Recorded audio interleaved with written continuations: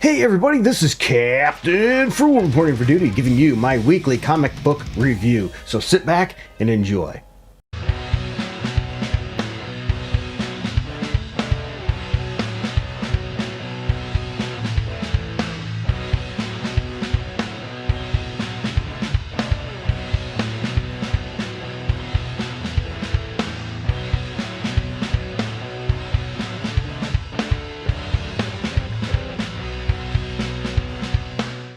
Alright everybody, for those of you that know the drill, I go over a bunch of comic books for the week that I chose to read. Now I didn't have time to read everything, so if I missed something you think I should have read, let me know in the comments below. Also, you may disagree with me on some of my choices. If that's the case, that's alright. Let me know below. Let's just try to keep it civil. My goal is to bring back the old schoolyard days, where we would be in discussing what hero could beat who or what comic book was good and not. And I come armed with my trusty notes, so you'll hear the paper rattle because I do it a little bit old school. I do my grading on a scale of 0 through 10, 7 being average as a 70%. So I'm using schoolyard grading. But that's not all. I also used a League of Comics Geeks to give you other people's views as well as a brief overview of the comic book as well. So let's jump right in. Welcome back, comic book fans. This is Captain Fool reporting for duty, bringing you my weekly comic book review. If you hear some noise in the background, it's a fan because it is getting hot. And I can only keep it off for so long. It's not a good idea not to anyway. Past that. So let's dive in to the comic shop here. Walking in, and what comic books did I read? Well, first let's start with Nightwing, issue 127. This book had 212 ratings, so it's probably still selling well with a 3.9, mostly positive score, and I gave the book a 7.5. I thought it was pretty good, not bad. Writer is Dan Waters, artist is Dexter Soy. And when the former Titan Tower is taken over by something monstrous, Nightwing is forced to partner with his enemies. Yes, at Spheric Solutions, to save those trapped inside, and he's going to armor up. What is this terrible thing that has come to Bloodhaven, and why does it seem to be after Nightwing himself? Well, I tend to prefer more grounded stories with Nightwing. This one's going to go a little out of that, but it's still not bad. I think it has a pretty cool cover as well. Not bad. Some of the alternate covers are, okay. Anyway, there's a serum that, not a serum, sorry about that. There is a Dick in this one, by the way. He gets more than he can handle. How about that? And the Titan Tower gets broken into, as I said, taken over, if you will, and Dick's sister collapses too. And why, we don't know, but we need to get her taken care of. What's going on there? A major threat is in this issue, and it's going to require Dick to get more power, henceforth why he gets that armored suit that I was telling you about. Good art and a decent story. If you're a fan of Dick Grayson, you're probably going to like this. It's not, in my opinion, my favorite type of story. I tend to like more grounded stories when it comes to Dick. Grounded stories when it comes to Dick. Oh boy. Some people are gonna, don't at me. Let's next jump to another book, shall we? That one, by the way, some of these I'll give some other people's reviews and thoughts too, just so you know. We're gonna mix it up a little bit. The next one is Batman Superman World's Finest, issue 40, with 197 ratings, with a 3.9, mostly positive score, and I gave the book a 7.3. Not bad either. The writer is Mark Waid, artist is Adrian Gutierrez. And we have Bruce Wayne. This is a one-shot story here. Bruce Wayne and Clark Kent are in the clutches of late-night TV. They're going to get interviewed and things go awry. But what I find fun, though, is Bruce does some things to Clark here. Says some things that just pokes the bear, if you will, a little bit. So it's a fun little thing on their relationship here of him having fun at Clark's expense. Anyway, a streamer causes havoc in order to get views. Boy, does that seem right on as normal. It's nice to have these one-shot stories once in a while. But let's read some other people's views on this one, because they didn't all agree. Here's a 2-star one. Yeah, the kaiju stuff was fun, and Gutierrez and Herms did a great job illustrating the fight. But everything else felt rushed, especially the severely underbaked Andrew Tate Paste. It also didn't like how Bruce interacted with Lois. I know it's based on the DCAU, but it felt weirder here for some reason. Just a real letdown. Now here's the I liked that part, how he interacted with Lois, and that's part of the fun. He's poking at Clark there, so but I also didn't think the story was rushed. Sometimes books don't need to be in large, slow story arcs. I think it's an issue we're dealing with nowadays, is we're so used to these stories that could be one issue that end up being like 3 to more because they have to pad them for a trade. Let's check out one more here that's a 2.5 star. You know, on paper, this could have been one of my favorite issues of the series. Batman piloting a giant robot. Yeah, he does. He pilots a giant robot. And fighting a giant monster with Superman. That's the kind of thing an 8-year-old me would have loved. But no, Wade had to make this an issue. He rants about lame podcasters and how they're talentless hacks and possibly evil.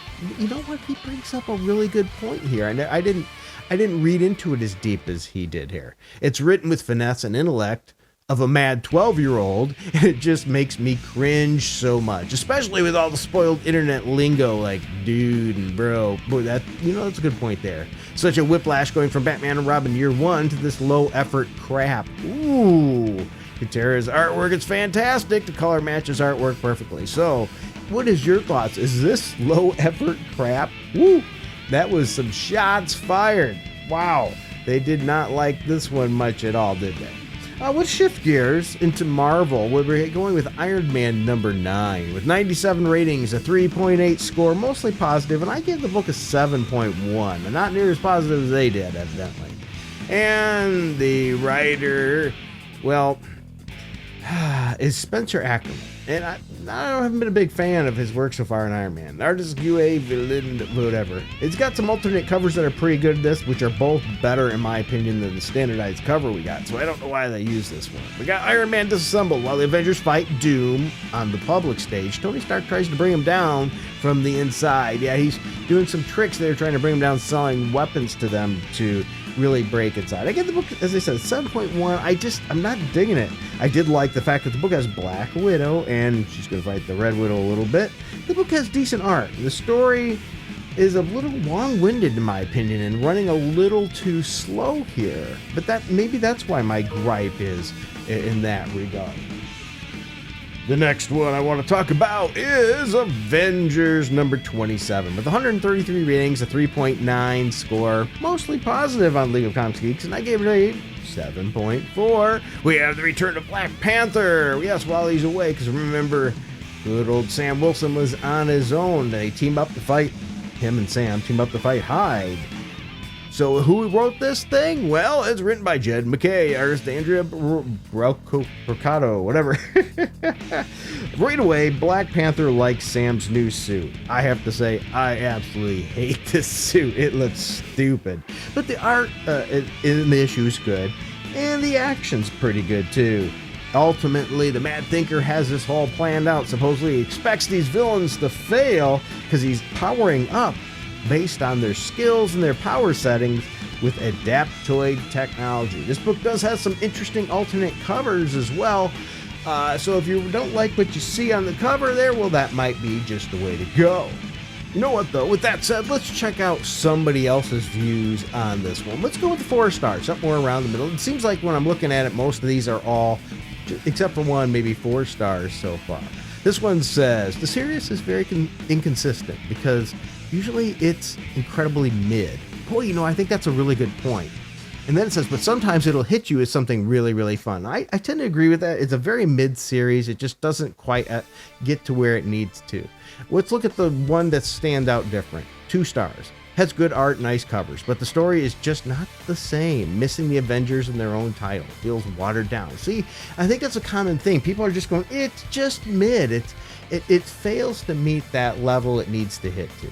But you know what? Let's shift gears to something that does, and that's Moon Knight, Fist of Khonshu, number 9, with 213 ratings, 4.5 score, exceptional. And I gave the book a 7.5. The writer's Jed McKay, artist is Dev Pramanik.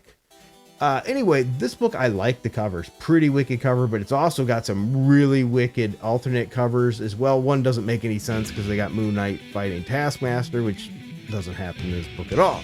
Moon Knight, new Asgardian adversary. Yeah, he's fighting that Fairchild dude. They finally square off. Well, not really. They don't really square off much in here. What happens is, in this book, is they found the antidote. Pym figured out the antidote, if you will, for that serum, for the drug. And with that said, now they got to disseminate that, but they got to test it. And Mark decides if they're going to test it, they're going to test it on him. Test on, the usual martyrdom thing. It's good art in this issue. A very solid issue, though. Moon Knight continues, in my opinion, to be a very good title, and it seems like a lot of people are agreeing. A lot of people continue to get this book. And speaking of getting books that continue to be good, let's talk about G.I. Joe number 8 with 160 ratings, 4.2 score. Yeah, on League of Comics Geeks, and I gave the book a solid 8. Writers Joshua Williamson, artist Andra Milana. Major Blood is back for revenge against the woman that took his eye, and that's none other than the character we all love, the Baroness. Yeah, now Baroness must decide if protecting herself means staying with G.I. Joe. Well, what happens really is she just wants to get out, and she feels like she's being trapped. So they let her out, but not alone. She has to be with CoverGirl. Good story, good characterization, and good art in this issue. I have to admit, I did not expect to see a D-list character that we get in this book. We get Raptor. I mean, what kind of... He's a super D-list character from G.I. Joe. I love it. Great issue. We see Baroness's parents. Yeah, and how we get a little more detailed information on her back history, and some good conversation between her and the Joes in this one. But let's look at somebody else that didn't give it as high of a score, with a 2.5 score. I don't have high expectation for Joe books. Give me some adventure and fun, and I'm easy to please. That said, this continues to be the most drab-looking book on the shelves. Boring color palettes that don't allow for anything more than one color per page. It can be red, brown, orange, or blue. You can't have all those colors on one page. The writing is simple and fun. Very little happens this issue.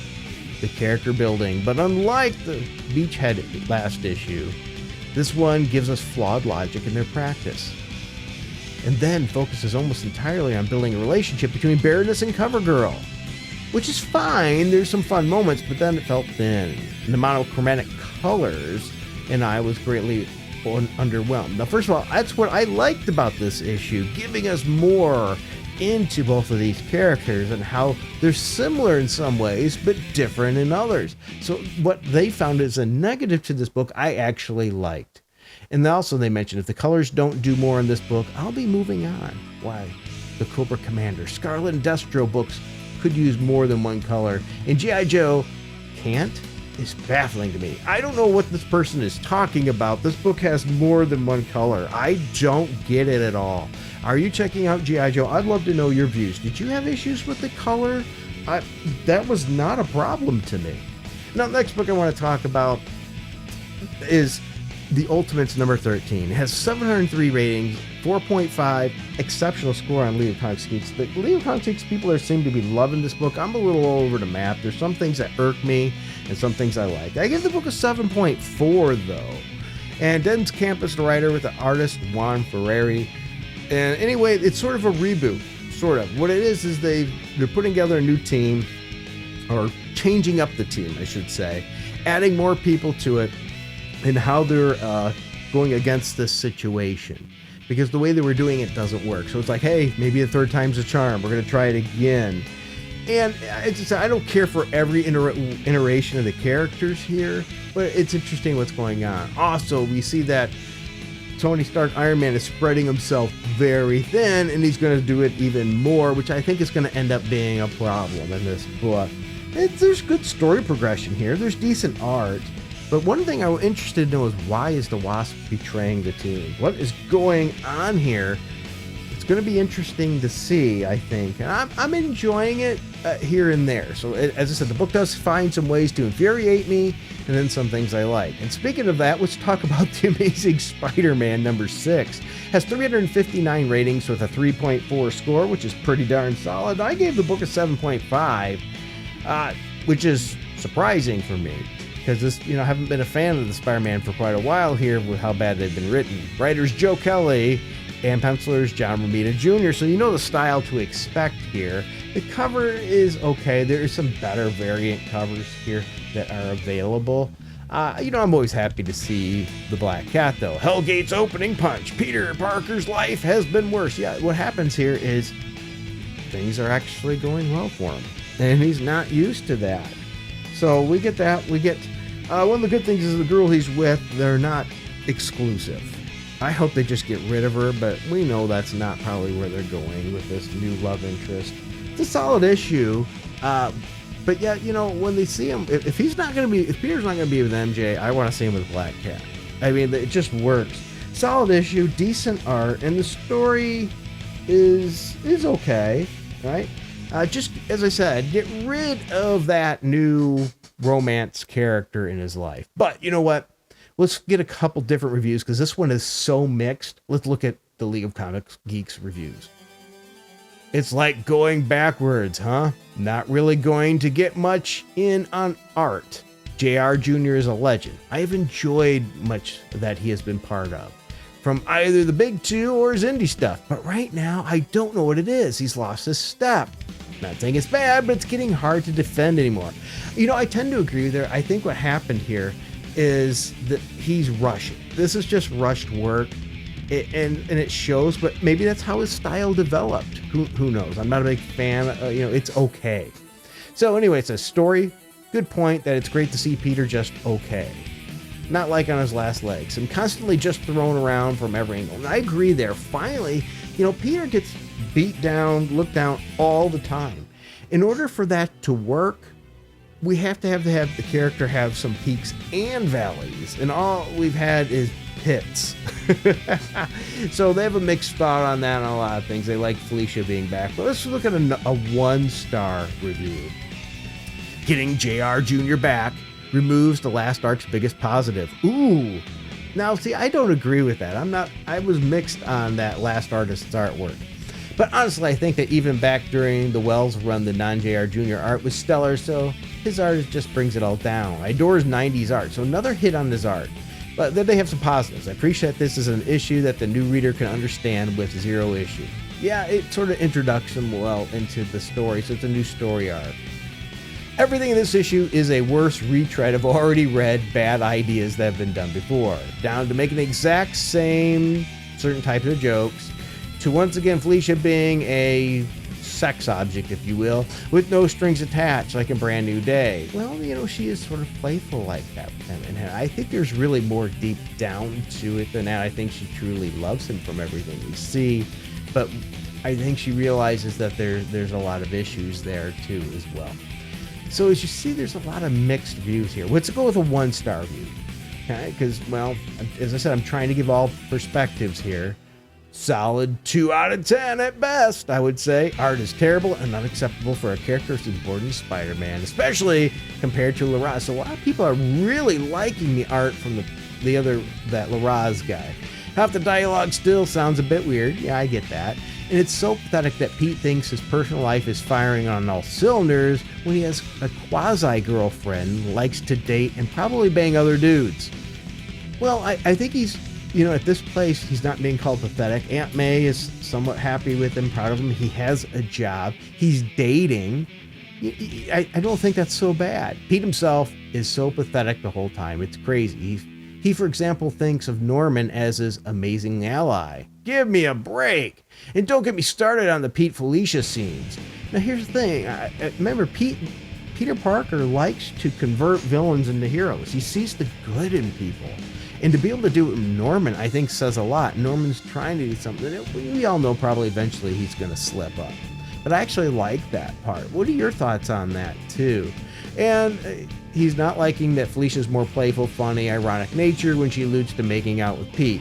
But it doesn't land. I don't know. I thought it landed okay. Aunt May has a new lover who hates Pete. Yeah, that part's And Pete's boss has a dark secret, probably. Yeah, Brian's annoying as can be, and Hellgate sucks. Okay, first of all, I'm not a big fan of Hellgate. I agree with that. That's lame.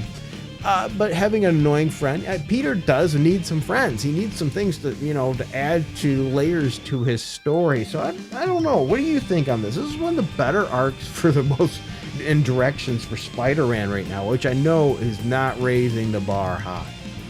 And let's talk about one more issue here, and that's West Coast Avengers number 8 with 78 ratings, 4.1 score, very positive, and I gave the book a 7.7, which is positive as well. Writers Jeremy Duggan, artist is Danny Kim. The competition between the Ultrons kicks into high gear, and boy does it ever.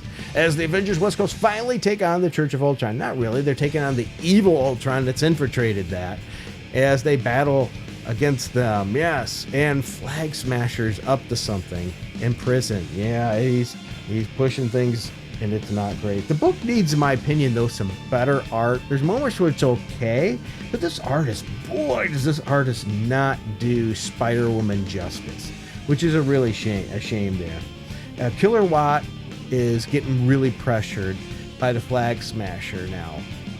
What happened is Flag Smasher's like, you're going to put this drive into the Avengers computer, so we don't know what's going to go on there. If not, he shows them, we've got somebody that's going to take out your dad.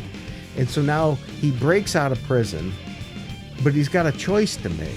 It's either help the Avengers are in big trouble or save his dad. So, we'll see what happens here. Ultimately, I think it's a good issue. Man, Wonder Man, though, another little thing doesn't make sense to me is Ultron overloads Wonder Man with power. How is that possible? I don't think the writer completely understands, or something changed that maybe I didn't understand, but last time I checked, Wonder Man's ionic energy. How do you overload what already is? So that part didn't make sense, but I do like the issue. And I like this. I'm enjoying this Avengers take better than the mainline Avengers right now. Which one are you liking more? I'd love to hear it. I'd love to hear that and see that in the comments. Well, that's my thoughts. Let me know your thoughts too. I'm not going to meander around a lot here. Just, you know what? Try to bless somebody. Be somebody, be something good to somebody. Too many people are suffering right now. Too many people are fighting. You know, that's why one of the reasons I like doing these things. We can get together and talk about something that's not as, world essential as comic books. And maybe we can learn to get along through that. With that said, everybody, take care. And until next time, keep it frugal.